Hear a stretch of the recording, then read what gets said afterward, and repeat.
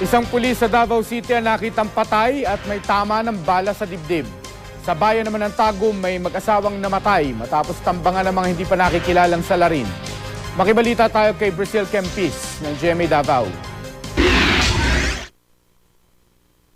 Pauwi na sana ang mag-asawang ito sa Tagum, Davao del Norte ng pagbabarilin ng riding in tandem. Blanco pa rin ang mga kaanak at pulisya sa pagkakakilanlan ng mga nasa likod ng krimen. Iniimbestigahan pa ang motibo. Isang pulis naman ang nakitang patay sa ilalim ng tulay sa Davao City. Kwento na isang tindera, nakita niya ang biktima na pumunta sa ilalim ng tulay pagkatapos uminom ng alak. Ilang sandali lang, may narinig daw silang putok ng baril. Inaalam ngayon kung pinatay o nagpakamatay ang biktima. May nakitang baril sa tabi niya.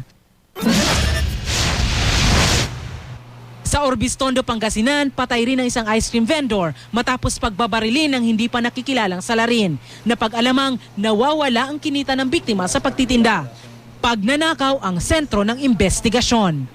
Brazil Kempis, Nagbabalita, Pilipinas.